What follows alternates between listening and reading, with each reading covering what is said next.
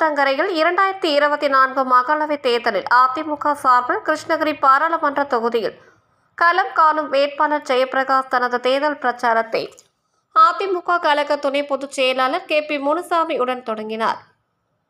கிருஷ்ணகிரி மாவட்டம் ஊத்தங்கரை தொகுதியில் உள்ள எக்கூர் ஊராட்சி ஆண்டி ஊரில் முருகர் கோவிலில் சாமி தரிசனம் செய்து தேர்தல் பிரச்சாரத்தை தொடங்கினார். அதிமுக முக்கிய நிர்வாகிகளை சந்தித்து ஆதரவு திரட்டினார். ஊத்தங்கரை சட்டமன்ற தொகுதியில் தேர்தல் பிரச்சாரத்தை தொடங்கிய கிருஷ்ணகிரி பாராளுமன்ற தொகுதி வேட்பாளர் ஜெயபிரகாஷ் ஊத்தங்கரை வடக்கு ஒன்றியம் பகுதிகளில் பொதுமக்களை சந்தித்து தீவிர வாக்கு சேகரிப்பில் ஈடுபட்டார்.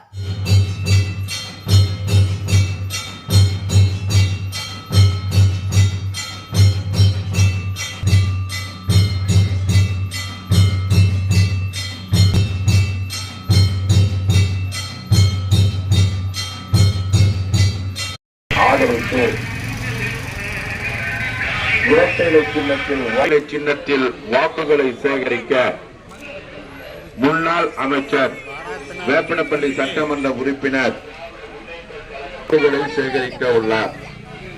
புரட்சித் தலைவர் கண்டெடுத்த வெற்றி சின்னமான இரட்டை இலை சின்ன அண்ணன் KPM அவர்கள் உங்களிடத்தில் இரட்டை இலை சின்னத்திற்கு நம்முடைய வேட்பாளர் திரு JP மத்தியிலே ஆட்சிக்கு வந்தால் மாதம் 6000 ரூபாய் கொடுக்கிறோம் என்று சொன்னார்கள். அதோடு மட்டுமல்ல 100 நாள் வேலையை 150 நாட்களாக உயர்த்தி கொடுப்போம் என்று சொன்னார்கள். இப்படி பல்வேறு வாக்குறுதிகளை கொடுத்துதான் வெற்றி பெற்றார்கள். 5 ஆண்டுகள் முடிகிறது. திரு ஸ்டாலின் அவர்களும் முதலமைச்சர் பொறுப்பேற்றிருக்கிறார். இந்த வாக்குறுதியை நிறைவேற்றினார் என்று சொன்னால் நிறைவேற்றவில்லை.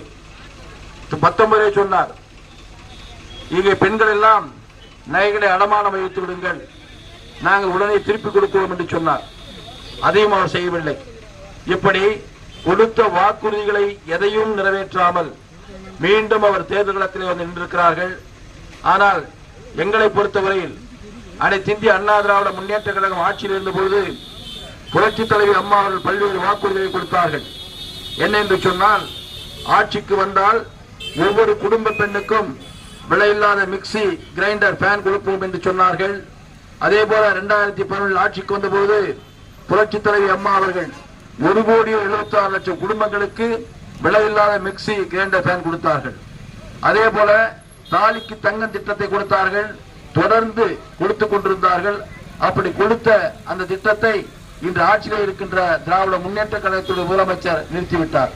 இப்படி நாம் கொண்டு வந்து மக்களுக்காக சேவை செய்த திட்டங்களை நிறுத்திவிட்டதோடு மட்டுமல்லாமல் அவர்கள் கொடுத்த வாக்குறுதியை நிறைவேற்றினார்களா என்று சொன்னால் நிறைவேற்றவில்லை.